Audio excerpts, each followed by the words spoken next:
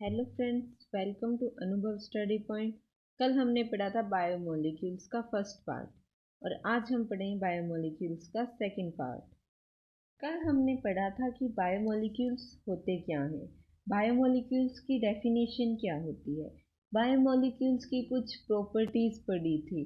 Last में हमने ये पढ़ा था कि खूब सारे अमीनो एसिड से मिलकर बनता है एक प्रोटीन। तो हमने कहा था कि कल हम इस पे बात करेंगे, तो आज हम अमीनो एसिड्स की बात करेंगे। स्टार्टिंग हमारी अमीनो एसिड से होगी। तो आज हम बात करते हैं अमीनो एसिड्स होते क्या हैं। They are the basic units of monomers of protein micromolecules. ये बेसिक यूनिट होते हैं प्रोटीन्स की, मतलब कि खूब सारे अमीनो एसिड से मिलकर एक प्रोटीन बनता है। अब हम बात करेंगे इसके general structure of amino acids की। General structure of amino acid होता क्या है? इसमें क्या होता है, एक कार्बन होता है, इसके 4 बॉन्ड होते हैं। कौन कौन से, आइए जानते हैं। पहला H ऊपर, R ग्रुप, इधर साइड में NH2, दूसरी साइड में COOH।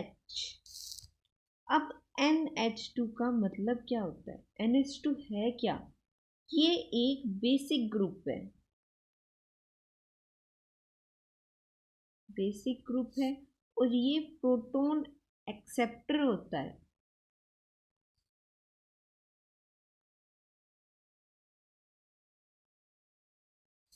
और COOH क्या होता है? ध्यान से सुनिएगा, COOH होता है एसिडिक ग्रुप। पहले वाला NH2 क्या था? NH2 था बेसिक ग्रुप और ये है एसिडिक ग्रुप। COOH में प्रोटॉन डोनर होता है ये एक, और वो था प्रोटॉन एक्सेप्टर। अब इसमें R क्या होता है? R एक टाइप का एल्काइल ग्रुप होता है। कौन सा ग्रुप? Alkyl group.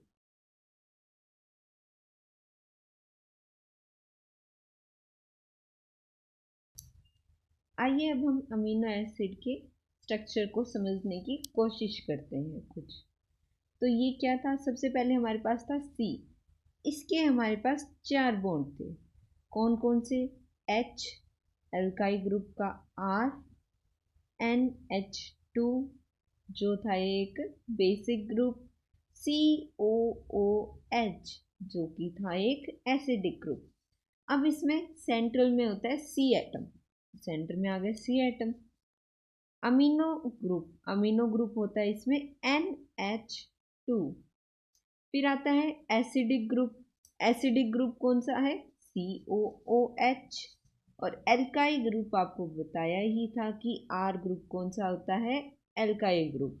और H एक एटम है। ये तो बात थी जनरल स्ट्रक्चर की अमीनो एसिड की।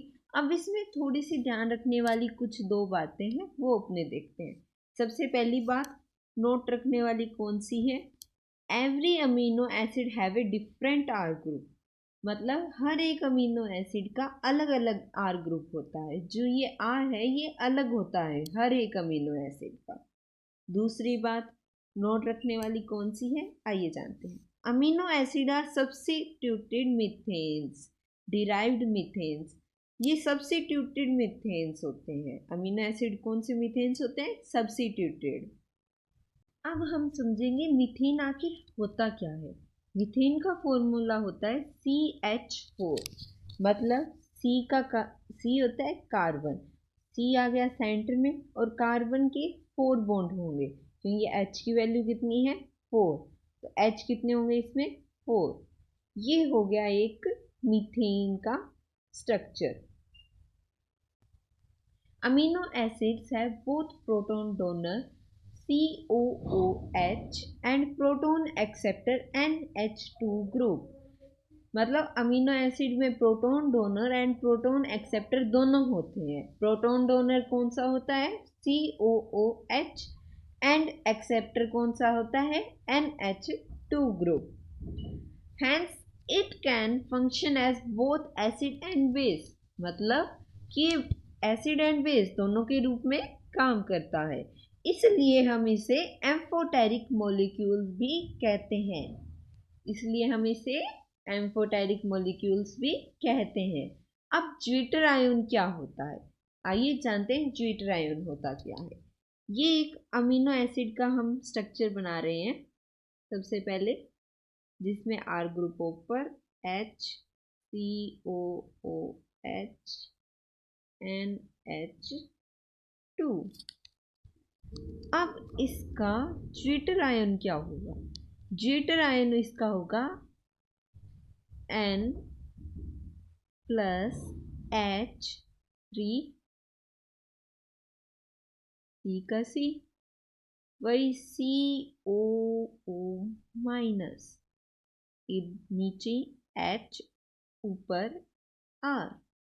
अब आप देख सकते हैं इसमें फर्क कहाँ आया, फर्क यहाँ आया, यहाँ का H कहाँ गया, इसमें जुड़ गया और यहाँ से घट गया, मतलब यहाँ से माइनस हो गया, माइनस हो गया इसलिए माइनस का साइन, इधर जुड़ा है इसलिए प्लस का साइन। ये हो गया ज्विटर आयन हमारा। ज्विटर आयन के बारे में अब हम थोड़ी सी बातें और करते हैं। आइए जानते हैं ज्विटर आयन होता क्या है। वैसे it is an amino acid which behaves as both acid and base. ये एक टाइप से अमीनो एसिड ही है जो एसिड एंड बेस दोनों के रूप में बिहेव करता है, और इसका नेट चार्ज कितना होता है, 0। आइए अब हम जानते हैं आइसोइलेक्ट्रिक पॉइंट होता क्या है। It is that pH at which an amino acid behaves as a zwitter ion. ऐसा pH जिसमें अमीनो एसिड ज्विटर आयन की तरह बिहेव करता है, उसको आइसोइलेक्ट्रिक पॉइंट कहते हैं। एग्जाम्पल के रूप में हम इसको देखते हैं, जैसे अमीनो एसिड है कोई भी एक, उसका pH है 4, उसका pH है 4, और एक ज्विटर आयन है जिसका pi है 4, मतलब अमीनो एसिड की pH 4 एंड ज्विटर आयन का pi 4 एक जितना होता है। आइए अब हम इसे एक स्ट्रक्चर के रूप में समझते हैं। ये कार्बन है H3N + R H COOH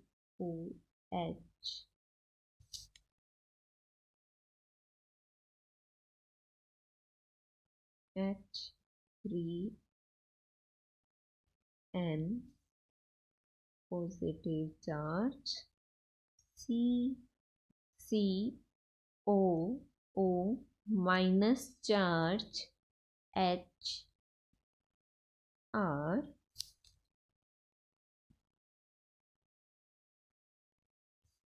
H2N CCOO- charge, H and R। अब हम इस ग्रुप से क्या समझना चाहते हैं, इस स्ट्रक्चर से क्या बताना क्या चाहते हैं। इसमें देखिए स्टार्टिंग में क्या है, पॉजिटिव चार्ज है, तो ये क्या है, एक पॉजिटिव चार्ज, और इधर क्या हो रहा है, H+ हो रहा है, तो इधर क्या है, H+ हो रहा है, तो इधर आएगा pH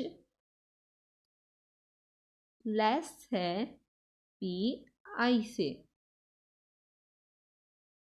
pH क्या है, pi से लेस, मतलब छोटा है। pH इधर वाला pH, इधर वाला pH pi से छोटा है। अब इधर क्या है, इधर क्या हो रहा है, OH- हो रहा है। OH- कैसे हो रहा है, इधर का गायब है H, इसलिए इसमें OH- हो रहा है, तो इसका pH इधर वाले का हुआ बड़ा, ग्रेटर, एंड इधर वाले का pi हुआ स्मॉल, तो ये pH pi small and greater के रूप में हमें बताया है। एंड ये COO-, इसमें क्या है, माइनस चार्ज है, इसलिए ये क्या है, नेगेटिव चार्ज वाला। आइए अब हम एक छोटी सी बात को समझने की कोशिश करते हैं। जो हमने पिछली स्लाइड में स्ट्रक्चर बनाया था उसी के बेस पे, जिसमें पहले में pH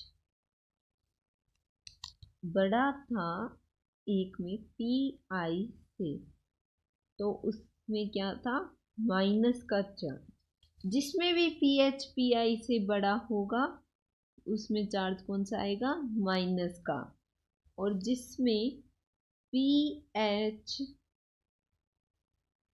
छोटा होगा PI से, वहां पे चार्ज आएगा पॉजिटिव।